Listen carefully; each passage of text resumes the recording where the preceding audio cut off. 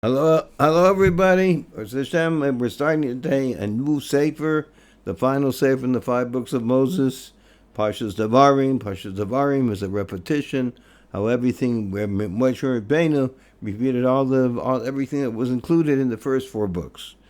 And this the Shabbos, and the Rebbe said this was when Shabbos came. It's called Shabbos Kazon, which Shabbos Kazon. It talks about when that's like it's the last Shabbos of the 3 weeks, the time of mourning, and it says Hashem shows us the third base of Mikdash, and it's also was said it says it talks of Shabbos Parshas Devarim, which is the first name of the first book of Sefer Devarim. We're learning how this Sefer. You can get it online, livingmashiach.com. It's very good bilingual Sefer, and it's original. You have an original, so it's in Yiddish and in Hebrew. Very nice big print. I mean, you can't see it here. Very nicely done. Excellent. So I'm teaching with this. And it says, there's also, it says Shabbos Kazon, that Tisha B'Av postponed, that was day when the 9th of Av, which is the day when we destroyed the temple, comes out on Shabbos, he postponed it. As well, the next day was on Sunday, the 10th of Av, before the Mariv prayer, and the Monday, the 11th of Av, after the Mariv prayer, 1991. So this is a combination of three different times the Rebbe spoke. Number one, so let's go on. So let's first tell a nice story. I should do this more often. I haven't done it recently, but one time I was asking people what type of spiritual experience they've had. I mean, I had many. So I was trying to find out, what type of spiritual experience people had. And there was one young man, I think around 20. He was living, I think, in Great Neck or someplace on Long Island, New York. And I was living in California, in Los Angeles. And he came there just to try and see if he can make a life for himself. He was working for his father in the back. So I asked him, did you ever have spiritual experience? So he told me, he says, I was by the Yam HaMelech, the Dead Sea, and so I was there, and I was in there, and I realized I was a Jew. So at first I didn't realize what he's saying, but I thought into it. I mean, a Jew. What's it mean? Realize you're a Jew. You realize what's that mean? To many people, mean many different things, but you're God's special people. So I didn't seem to, like 8-9 years later. So I asked him, so what happened? You said you went. What happened? He said I was no longer afraid. In other words, he realized who he was. My Mashpia is also a Rebbe, the Biala Rebbe from Yerushalayim. One of his Hasidim, one of his young Baal Tshuva guy, I know him well. He asked him. He said he doesn't feel good. So the Baal Rebbe told him.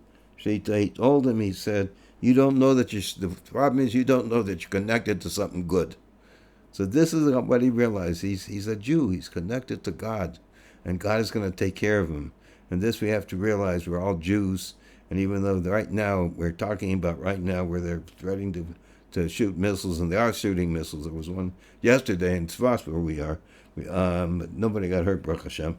When they're shooting, and it's a hard time. We got to realize that we're a Jew, and we can see all the miracles of how Hashem is taking care of us. Okay, so let's start from here. So these days, especially coming Shabbos Tisha B'Av, we're coming from Shabbos Tisha B'Av, which was postponed, the fast day, to Sunday, are very auspicious days for the coming of Mashiach. Really, everything the Rebbe talks about is Mashiach and coming Mashiach, and how to understand it and see it in different ways. It's like somebody trying to teach you something special, and he teaches you from this aspect, that, and you keep trying to concentrate and looking and seeing and understanding, and then finally you just get so much involved in it and seeing it many different ways, and it gets into your mind, and you start to see and live Mashiach. In addition to it being an essential in the Jewish faith, Ani Mamin, that I await his Mashiach coming every day, meaning that every day we anticipate that he comes on that very day, and especially in the present time in general, as was spoken lately many times, that according to all the signs of the redemption, indeed here is Mashiach, here Mashiach comes, literally immediately, and is completely not understood as for why Mashiach has not yet come. Is an amazing statement. The Rebbe says it has no understanding, though, just beyond belief, In other words, we talk about the wonders, something beyond belief. The Rebbe says it's beyond belief that we're not we're by the third base of Mikdash. Indeed, this is more emphasized in the day of the month of Av, as stated in the Midrash that the line it talks about Av is Aryeh. Let's see what it says in Hebrew, so maybe. It says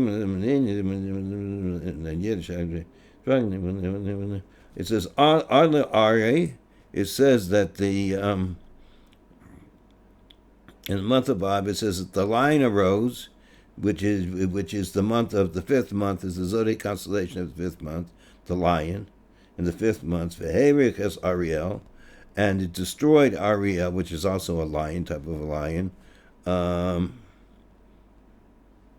referring to Hashem will come in the zodiac of a lion, and he will okay.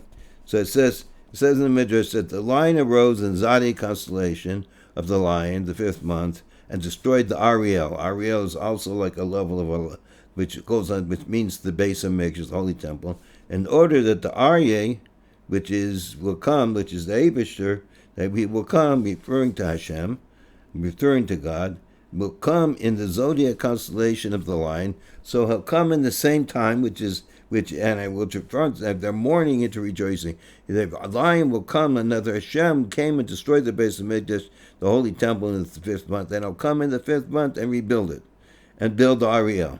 Meaning to say that in the month of Av will be the building of the third base of Mikdash, the third holy temple, the sanctuary which your hands, O Hashem, have established. And furthermore, this is the intent and the condition which, in order for the destruction of the base of Mikdash, transpired in this month. So this is the reason that we have this. Why did the base of Mikdash get destroyed? In order that it should be rebuilt in this month. So, as also emphasized in the name of the month, as it's called according to the Jewish custom, which is also a part of the Torah, that it says Menachem Av. And the custom, what does it mean? There's laws in the Torah that you have to follow, and they become customs that we accept upon ourselves.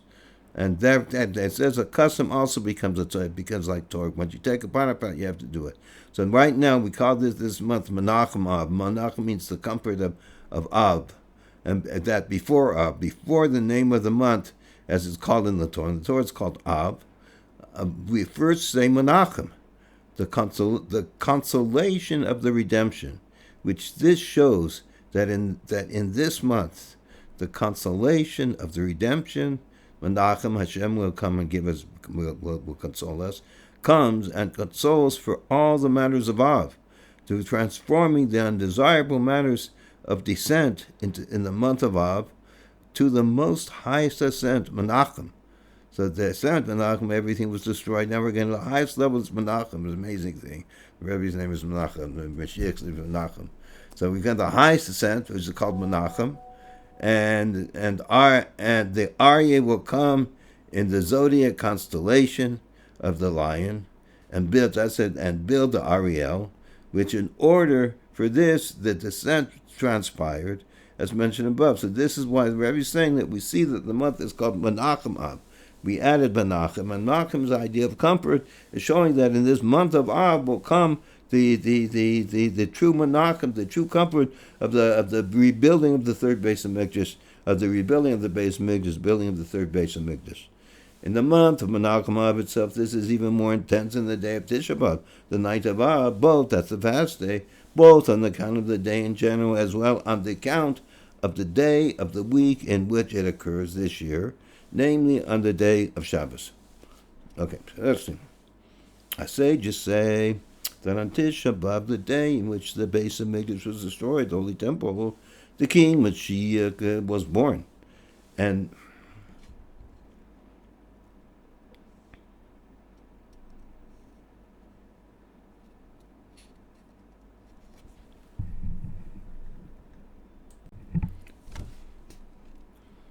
And so it says the king Mashiach was born, and this idea repeats itself anew every year, this concept of Mashiach being born.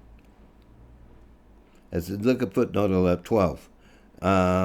right now we started actually paragraph 2, part 2.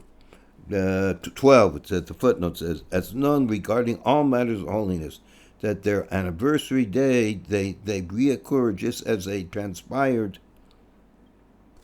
the first time on that day, and furthermore every year in a higher way, as it was known as the known explanation of the Arizal on the words, these days are commemorated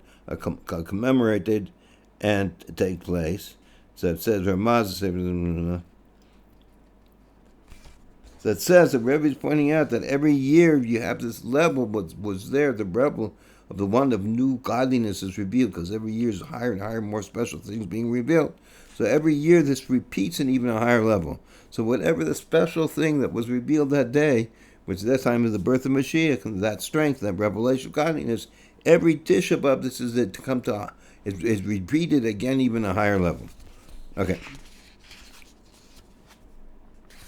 This repeats itself anew in every Tisha B'Av. And being that on the birthday of a person his mazel is stronger, this means that on Tisha B'Av the mazel of Mashiach is stronger, and it is an auspicious day for the true and complete redemption. It says that a person's mazel is, what's a person's mazel explained in other places in Dvar Malchus. It says that the person's mazel is what's it. Mazel generally means your gut, your luck, how the world runs. So you have bad mazel, you just have bad things happening. You have good mazel, you have good things happening. So it says mazel. So what's the meaning from mazel? So it's over there. That the mazel, that what's so good, it says on your birthday, your mazel is stronger. It says, that's why it says that we learn by Adar, by why Adar is so special, because Moshe Rabbeinu was born there. So it gave strength to the whole month to be a special month. So it says, well, how's it work? That there's the different parts of the soul. And the light parts of the soul that become enclosed in the body, they're the lower levels. There are parts of the soul that is included with Hashem. It's like 5 parts altogether, explains the Chassids. So the part that's totally with Hashem, that's totally up above, it kind of, it drips down, it gives down influence down below into the soul that's in the body. So in auspicious times, you get more the special times, so there's more level of godliness coming in you. So that's why it says on your birthday is a special time, because on your birthday, that this energy, that this godliness, the Hashem, that's revealed in a high level, and the level of the Yechida, the oneness of one with the soul, one with God, is able to give more into the part of the soul that's enclosed in the body. So it says that in your mazel. Being that the birthday of a person, his mazel is stronger, this means that on Tisha B'Av, the mazel of the Mashiach is stronger, and it is an auspicious day for the true and complete redemption. And this is also pertinent in practical laws, as it says in the writing of the Rizal, that we may say the prayer of Nachum, verses of consolation on the day of Tisha B'Av in Mincha prayer. That since then, at that time, a Mincha on Tisha B'Av, Moshiach is born, who is called Menachem.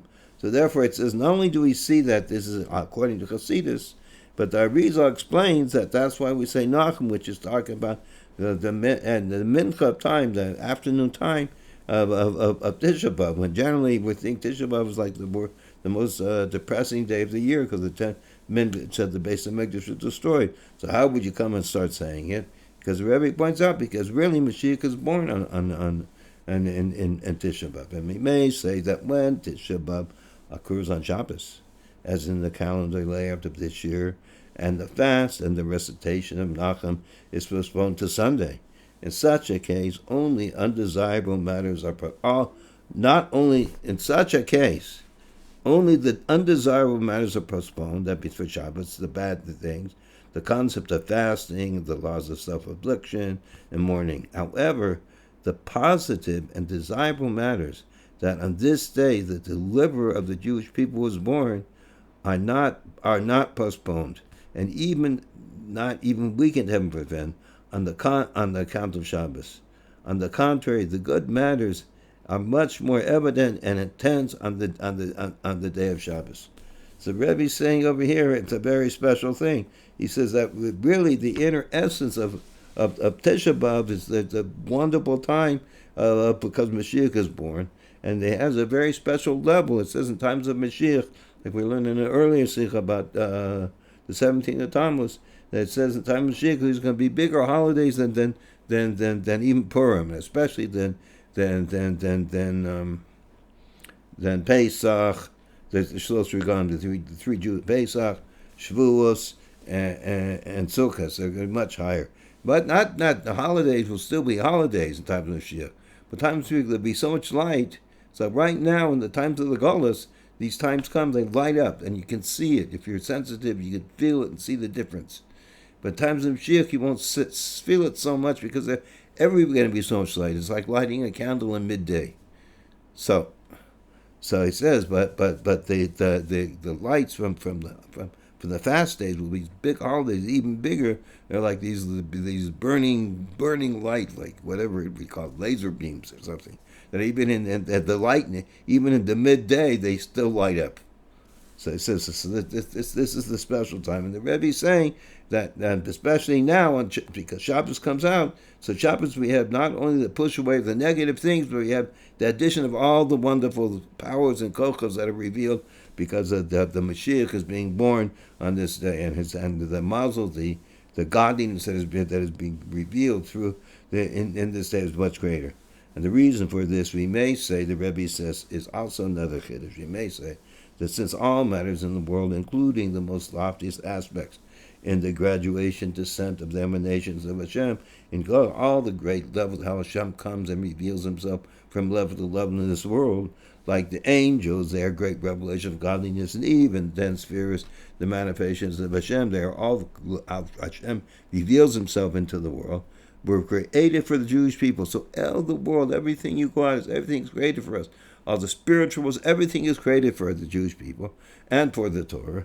And the thought, the source of the Jewish people preceded the thought of the Torah. So it said, we know the whole world was created for the Torah and the Jewish people, but the Jewish people were before the Torah. It says the Torah was given to the Jewish people, as it says, command the sons of Israel, speak to the sons of Israel. Therefore, there cannot be an existence in the world, including a detail in the calendar layout, which is dependent upon the orbit of the sun, the moon, and the zodiac constellations, which was created for the Jewish people, which will interrupt or weaken, heaven forbid, and efflux and the manifestations of holiness to the Jewish people. It can't stop God revealing his giving his great godliness and love to us, including and most certainly such as an essential matter of the Jewish people, like the birth and the intensifying of the mazel of Mashiach on Tisha B'Av. So the Rebbe is saying this, that you can't say that God, anything is separating you, it's taking you, bringing darkness and because everything is for you. So everything, let's go. So this is an important thing to say. To start to understand that everything is in the world. The world was created for us. That means, and our service in the world is to reveal God in the world. So therefore, everything that's in the world helps us. It doesn't prevent us. And most certainly, when the date discussed in the day of Shabbos, the occurrence of Tisha B'Av on Shabbos, since the Jewish people are the mate of Shabbos, both Shabbos and the Jewish faith transcend and are separate from matters of the world.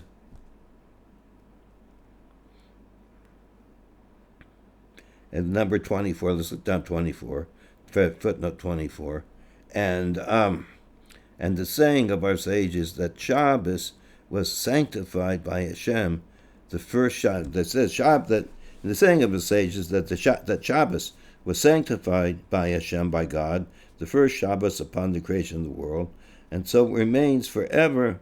The holiness of Shabbos is drawn from above, from the initiative of Hashem, as opposed to the holidays, whose holiness depends upon the sanctification of the moon, the Jewish court.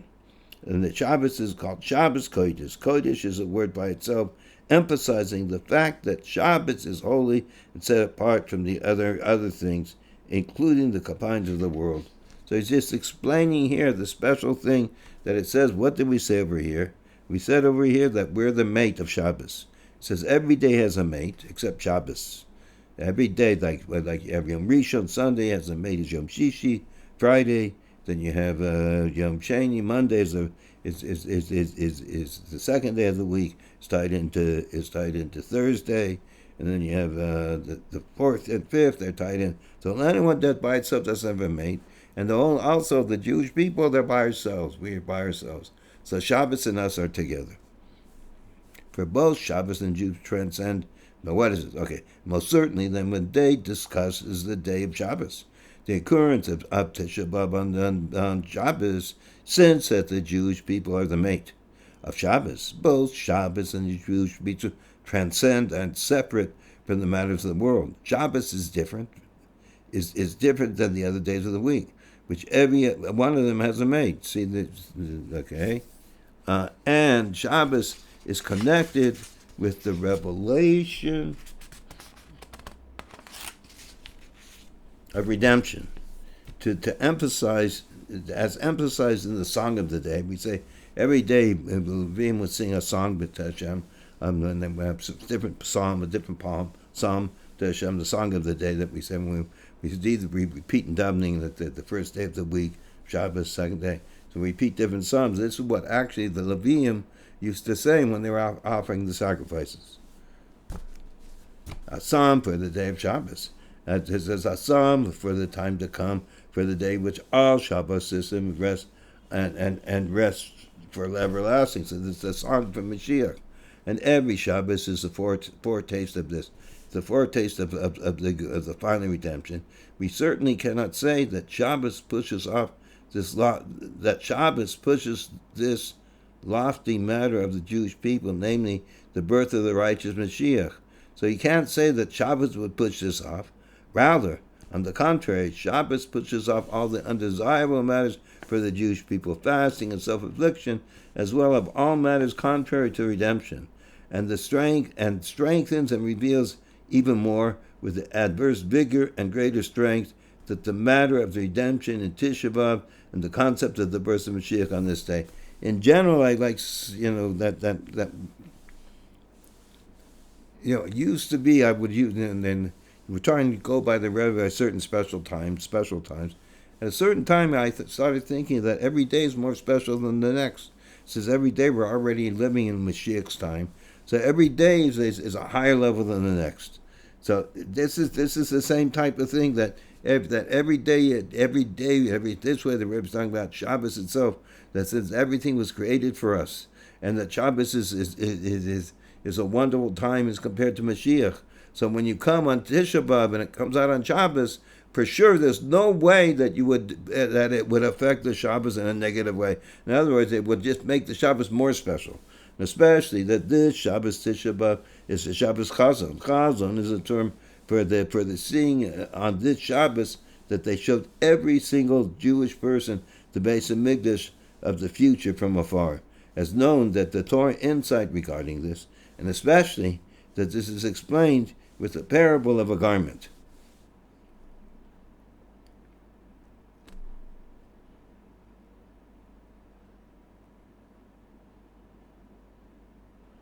So this is the parable it says over there. What was the parable? Let's see what he says. Parable of a garment, okay. He says that there was a great cause of Rebbe Hillel by Richer,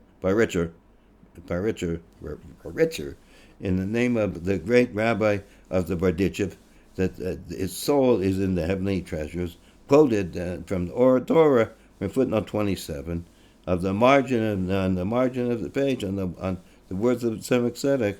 It says Mechazan Techazienu Einenu, and from the Chazan our eyes shall see that you will return to Tzion in mercy, explaining the Torah. So the Rebbe says over here, he puts in the author here wrote in that he gave his son to wear, and his son was not careful. Talks the king gave his son to wear, and he wasn't careful. And he went out and he ruined the clothes, and then he made another special clothes, and they ruined them again. And then he made a third set of clothes, and then he told him, because the son went out and got drunk, went to carry with crazy stuff, and he had these holy special clothing, and they got all destroyed. They couldn't even use. Dirty, smelly, ripped. That was like the first Beis Hamikdash got destroyed. Then the second Beis Hamikdash got destroyed. He showed him again. He gave him also the Beis Hamikdash. And then finally, he showed him a third pair, a new suit, which even more beautiful, and the clothing more beautiful than all the other ones. And he says, this isn't yet for you, because you have to change how you are. You have to become a real mensch, a real Ovid Hashem, and do what you're supposed to be doing and be a holy Jew. And when you change who you are, which the Rebbe says we've all changed who we are, we're all that level. He says, then I'm going to give you. Then I'm going to give this to you. I'm going to give you the third base of English. Okay.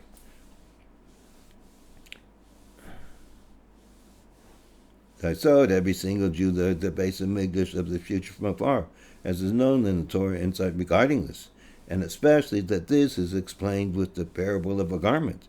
A father who has a precious son, and he made him a precious garment.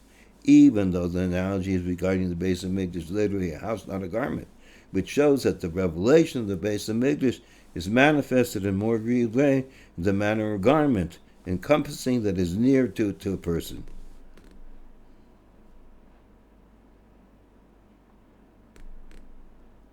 So what's the difference? He's trying to say that, in other words, there's different. Maybe he's going to explain it. Otherwise, I'll explain it outside. Which, although it isn't internalized, it encompasses the person. Nevertheless, it is still nearer to the person than the encompassment, which is far characteristic of a house. The parallel to the concept of the priestly garments in the base of Mikdash. It is therefore understood that from every Shabbos, that the revelation of the deliverer of the Jewish people on this day is with advanced vigor and greater strength, as it is emphasized in the culmination of the Torah and Shabbos Chazon. Tziyim will be redeemed through Torah and his captives through tzedakah. So the Rebbe is saying over here that you have different concepts of how God becomes part of you and how you're closer to God. So it says, why do they use the muscle that the base of Mikdash about clothing? Because the clothing is you wear it, fits you, just for you. It's very connected to you. So even on the outside, but it's very super fit. It's tailor fit, so to speak. But the house is much further away. It's much more of a makiv. So it says the base of Mikdash comes that comes touching you, comes fitting you particularly. Now we're in number 3. The above mentioned virtue of the Shabbos Tisha B'Av is more emphasized in the eating and the drinking on this day due to the fast being postponed to Sunday. So we already said when the Rebbe talked about this, it was Tisha B'Av the 9th day, that's the destruction of the temple, but we push it off to Sunday. And we have the commandment of enjoying Shabbos, to have pleasure on it. So that the Shabbos day, with the enjoyment of eating and drinking and big fish and meat and wine, to the extent that even regarding the third meal eaten close to the end of Shabbos on Tisha B'Av, which occurs on Shabbos, which in our case is also the final meal before the fast, the law is that one eats meat and drinks wine during the Sudas HaMasechah's final meal before the fast, and serves on his table even as a meal like that of Shlomo Melech, like that of Shlomo when he's king. So Rebbe's saying over here that what do we see here? How special Shabbos is, that generally we have Tisha B'Av, which is with the beginning of the fast, when the temple was destroyed. When it doesn't come out on Shabbos, you sit down and you have a meal called a meal of separation. I have a little piece of bread, you put it, and you dip it in some ash. You burn the piece of it, make some ash. You have an egg, and you sit by the floor by yourself. It's a very skimpy meal, so to speak, as it says. But on Shabbos, that when you're going to start, when Tisha B'Av is pushed off, it says then that meal, the separation meal, is you eat the best foods they can. From this we see that in the fast day that occurs on Shabbos, not only is the negating of the self-affliction of not eating and drinking, rather, also and mainly, the joy and pleasure which there is in eating fatty meat and drinking old wine.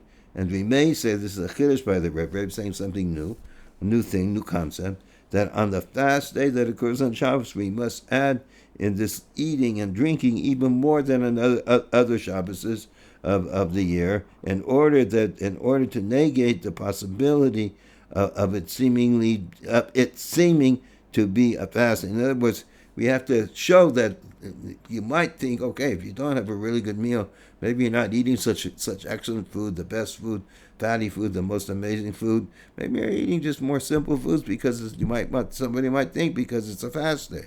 But he says no. He said you have to emphasize. The Rebbe says it has kiddush. You have to emphasize that you're eating special at the best foods. Whatever you'd have, the best food on any Shabbos during the year, this you should have better. And the explanation of this, as spoken many times, that in essence a fast day is something good.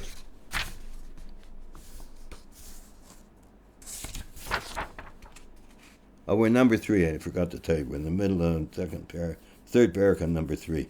And the explanation of this is spoken many times, that the essence of the fast day is something good. A day of favor for Hashem, Yom Ratzon Hashem, and the true purpose of the fast day is that their good aspect should be revealed, that these days will be transformed into holidays and days of joy, as will be revealed in the true and complete redemption, and the true idea of a fast day is revealed when the fast day occurs on Shabbos. So when do we see how wonderful the fast day is? People, because we're still in Golos, it's on Shabbos. When then only the aspect of fasting is pushed off, however, not the good aspect of the day of a favor Hashem, Yom Ratzon Hashem, to God, special day. And on the contrary, since every Shabbos is called a day of favor, it's Ratzon, a special day for Hashem, you have called the most desirable days, it's called Shabbos, and it is the commandment to have pleasure on it. You're supposed to have special food and clothing and everything. And it is a day that is connected to the redemption, as mentioned above. The Shabbos is kind of an idea of connecting redemption. Indeed, in the time of favor, it's an Eis Ratzon Hashem of a fast day is then with advanced vigor and greater strength. And the fast day is then like a holiday and a day of joy and happiness. Now, if the goodness is not covered over by any negativity, you're just so happy, just totally good. Like when it's talked about by Tu B'Av, it says the Jews are super happy. So it's a happy time. And so it's really, in essence, a happy time because Hashem Mashiach was born, and we're going to see the third base picture shortly. So it's a very happy time, but it's on Shabbos, there's no negativity. So it's revealed. That says the holiday and the day of the joy and happiness. It's the 4 days, the 4 days how it would be in the days of Mashiach. To the extent that the postponement of a fast through Shabbos gives the power for pushing it off completely being annulled in the days of Mashiach, as emphasized especially in regarding to Shabbat, which occurs on Shabbos, as we postpone it after Shabbos. And then the Rebbe brings from the Gemara, the Rebbe Yehuda and Nasi said, since it was postponed, it should be pushed off completely. So, in other words, he's saying there's an opinion, not opinion. I mean, Rebbe Yehuda Nasi is one of the greatest leaders of the Jewish people. He says that since you push, we don't do that. We if it comes out on Shabbos, the next day we fast. But he says there's a concept that once it's pushed away, you don't need it anymore. It's already finished. And we may say that this is more emphasized in the meal of Tisha B'Av, which occurs on Shabbos. Since on Tisha B'Av, this is a chiddush by the Rebbe, there is the manifestation of the birth of Mashiach. Mashiach is born, as mentioned above, and especially after midday in the time of Mincha, prayer when Mashiach was born, and especially in the students of Maseches, the third meal of the Shabbos, since the third meal of every Shabbos is connected to the meal of the time to come, and the meal of the vas and wild ox and the drinking of the guarded wine, the special wine, is a physical meal, and the most certainly the third meal, the Suda Maseches of Shabbos Tisha B'Av, when Mashiach was born. So Rebbe is talking about that the third meal is a bit special meal, it's a higher level on the third meal we have, and the meal that's related to the idea of Mashiach, and having the meal of the great wonderful food that we're going to have by times of Mashiach. So this is revealed on the third meal, especially on the Rebbe is telling us that this is what's happening in the world. The Rebbe is talking in this situation that this happens by Mincha, by Shabbos. Shabbos is the idea of such revelations. It's like Ma'ayin Olam, but it's like the world to come. Such a special time. And then Shabbos, and then you have Tisha B'Av, which Mashiach was born in Mincha by Shabbos. So it says that it's a very, very special time. So the Rebbe is saying over here that's why you have to eat even more special than even super Shabbos foods. More Shabbos than usual on by the Susan Masech, because we're celebrating the birth of Mashiach. Now we're in number 4, and we may say, moreover, that when Tisha B'Av occurs on Shabbos, and the fast day is postponed to the 10th. This is another thing, the amazing thing. We have an advantage similar to the 9th and the 10th of Tishrei, Erev of the ushering the day of Yom Kippur, that's the 9th, and the day of Yom Kippur. So as the words sages say, whoever eats and drinks on the 9th, the Torah considers it as if he fasted on the 9th and the 10th. So it says over there, this is an interesting thing. Erev Yom Kippur, we're supposed to eat extra meals. And it says that you're eating extra meals, that makes you that you're fasting 2 days. And this would be, so the Rebbe is going to compare this, that when Tisha B'Av falls out on Shabbos, and the next day, the 10th, the next day you fast. And this will be understood by the prefacing of the connection of Tisha B'Av with Yom Kippur. The fast days, which are all instituted by the prophets and a rabbinical enactment, have a relationship. What that means to say, they're similar and they extend from the fast day of Yom Kippur, which is a biblical prohibition which comes to the Torah. It is known that all the rabbinical commandments, there are different commandments, 7 that the rabbis made, they're all similar to the biblical commandments to the extent that they extract and are extension from the biblical commandments and similar to them. In other words, he's saying that the rabbinic commandments that's not based in the Torah, the 5 books of Moses, they're commandments, but they have to have a tying, a relationship, something special to one of the commandments in the Torah.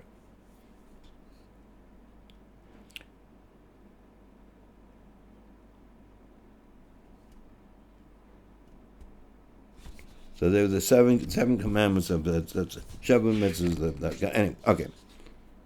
Where were we?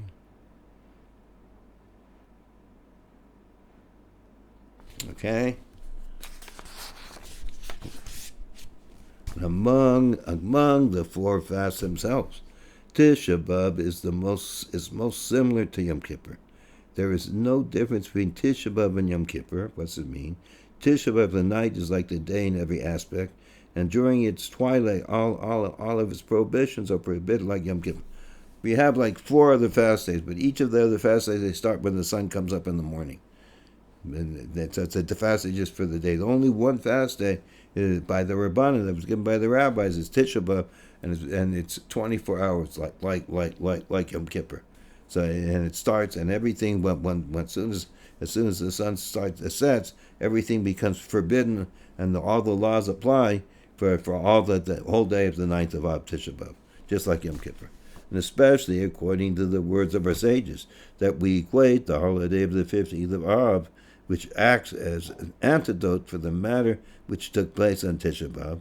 So we have the Tisha B'Av, 9th day of the month when the temple was destroyed. And the 15th of Av is the day it says that the Masya Midbar had come to an end.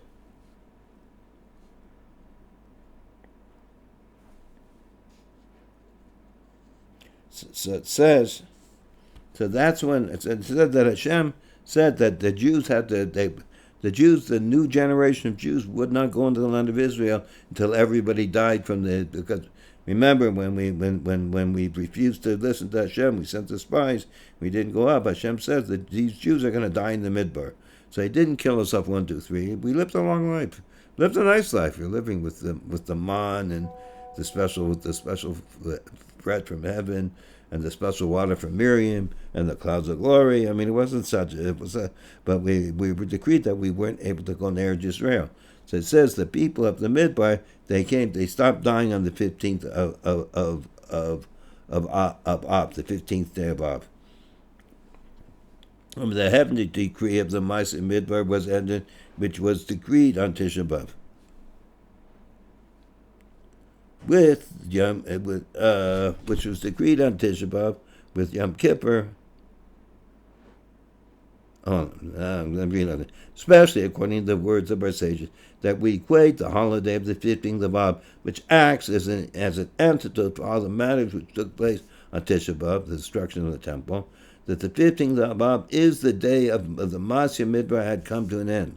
They stopped dying on the 15th. When the heaven decree of the Masya Midbar, the generation of the desert, the generation that was in the desert, was ended and which was decreed on Tisha B'Av. Tisha B'Av is when we didn't listen to Hashem and we listened to the spies and we didn't go in there to Israel. So that was the day of Tisha B'Av. Hashem decreed that all the Jews from 20 to 60 will not go into the land of Israel. So that was the day that was the day they died. The last one died. That's there were 40 years in the Midbar. They all died at the year 60. That it says that the decree of Masir was ended, which was decreed on Tisha B'Av, with Yom Kippur, and that there are no holidays for the Jewish people like the 15th of Av and Yom Kippur. So it's a very special time that Yom Kippur is compared to the 15th of Av. In the view, and the 15th of Av is a very special time that there was no Yetzer Hora at that time. The women used to go out in the field, and the men would fall, and all these people would get married, and they would find their ship. But there was such a level of holiness that they didn't have a Yetzer Hora. They didn't have an evil inclination. They just saw the holiness of each other, and they saw who was their holy mate, and only in a way of goodness and holiness. There was no negativity. It was such a high day. And in the view of the inner dimension of the Torah, the great virtue of Tisha B'Av being that is the time of the birth of Mashiach, which in the time of the exile, this exists in a concealed manner, is revealed on the 15th of Av, when the moon is complete. That the elevation, the perfection of the moon, representing Hashem's attribute of sovereignty, is achieved, which is the level of, let's say, on the 15th, it's the level of the King Mashiach, who comes from David HaMelech, as we say, that the prayer for the sanctifications, as we say when we sanctify the new moon, that after its great descent and concealment of Tisha B'Av in the time of exile, which this descent is in order for the Aryeh to come to the zodiac constellation of the constellation of Aryeh and build Ariel, that he will build that we will build the temple at a much higher level, and we have the foretaste of this revelation on Shabbos Tisha B'Av, when only the inner good of Tisha B'Av, the birth of Mashiach, is clearly evident. So we only see the goodness, and also that for this reason there was no holidays for the Jewish people like the 15th of Av. Why the 15th of Av? Due to the great elevation of the 15th of Av, which then shines the foretaste of the godly revelation of the future, which never expires, connected with the building of the Beis HaMikdash. So that's why the 15th of Av, and therefore we equate the greatness of the holiday of the 15th of Av with Yom Kippur, since it's the one day of the year, Yom Echad B'Shana of Yom Kippur, is connected with the revelation of Yechida, of the highest level of soul, with the level of the service that Mashiach reaches. Hence, he's referred to at the central level of Yechida, and there is the ascending of Hashem, the attribute of sovereignty, into the level of the innermost Atik, the level of Hashem's pleasure, which is the foretaste of the future, which is connected with the Beis HaMikdash. Over this is amazing stuff. I'm trying to try this over in Yiddish and see if it comes out. It's easier to understand. Therefore, therefore, we compare the greatness of the holiday of the 15th of Av with Yom Kippur. But because it says that once in a year, by Yom Kippur, it's such a special day, we're totally one with God. Why? But the Gilif and the Yom Kippur has to do with the revelation of Yechida, the level of the oneness, we're one with Hashem, part of the soul. When Mashiach is also this level of Yechida, how his mom is one with God. He's the general level, that we all have our own particular connection to God, how our mom is one with God in a highest level. And the general connection like that includes everybody's Mashiach. But auch the Aliyah Malchus B'Nimis Achshav, that the lowest level it talks about Okay, that the lowest, the level of Malchus kingdomship goes back to its source, which is the level of in other words, it's revealed down below, which is God kingdomship, is revealed that Hashem is king here, but it's revealed the inner essence of Hashem that's above every level. It goes back and goes back to the highest source where it is. So it says that's what we're talking about. That has to do with the base of Mikdash. Moreover, that the culmination of the 7 Haftorahs of consolation, which come after Tisha B'Av on Rosh Hashanah, they finished then. And Rosh Hashanah is the last one. They are read from after Tisha B'Av until Rosh Hashanah. We have the 7 days of God,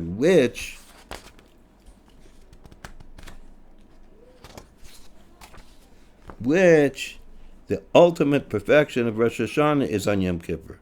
So Rosh Hashanah, namely returning to God, is an internal level, i.e. that on Yom Kippur it is from the depths of the soul, and Yom Kippur it is the day of his wedding, referring to the giving of the Torah, the giving of the last tablets, giving that Yom Kippur was it's a wedding that when we got married with Hashem, as it was the last luchos, that's the end of the 40 days of Moshe Rabbeinu on Mount Sinai, on Har Sinai, which began on Rosh Chodesh, the first day of Elul, after the middle of 40 days from the 17th of Tammuz until Rosh Chodesh Elul, including in the days of Tisha B'Av and the 15th of Av.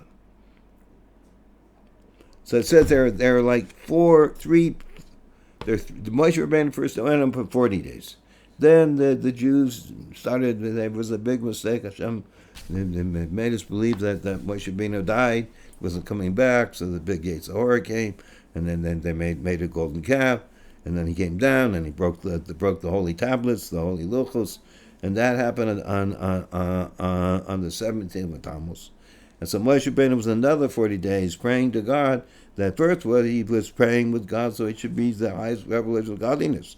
It took 40 days to reach a level of such purity and wonderfulness. And then it went all the way down to the lowest level with the creating of the golden calf. And then Moshe Rabbeinu went up again. And another 40 days he prayed to Hashem. He said, Hashem, please forgive us. Please forgive the Jewish people. Please, we're your special chosen people. Please forgive us. So after 40 days of prayer, Hashem forgave him. And then he had spent another 40 days that once he's already to the level that he's totally forgiven, again to work up to a higher level above that. That once he's already forgiven, to come to a higher level. That was the third 40 days. That's what we're talking about. And these 40 days, so let's go. So the giving of the last 40 days in Sinai on the mountain, which came from Rosh Chodesh on the first day of Elul, and after the middle 40, in other words, that final Yom Kippur, we finally finished the third 40 days, which is after after the second 40 days, God forgave us, and then we reached higher and higher levels.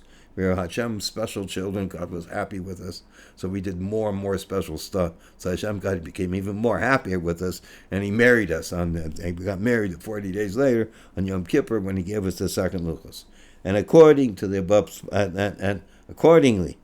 above spoken, that on Shabbos Tisha B'Av is revealed the inner good and the great advantage of Tisha B'Av. A foretaste of these days will be transformed into gladness and joy, and the holidays into true and complete redemption. It comes out that in Tisha B'Av itself has in it a revelation similar to that of Yom Kippur, only that in the time of Galus it is concealed, and is only revealed on the 15th day of Av following it. And in the years that Tisha B'Av comes out on the weekdays. The Rebbe is saying Tisha B'Av is also revealed. Tisha B'Av Shabbos, the greatness, how special the Mashiach, a foretaste of Mashiach, and the true complete redemption.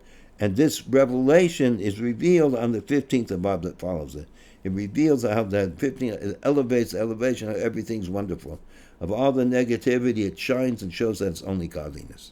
Only wonderful things. Hashem did wonderful stuff. So I can send to everybody. Now to number 5. It's Hashem will finish this soon. Yechi Adonenu, Moreinu Benu, Melech HaMashiach Li'olam Vo'ed.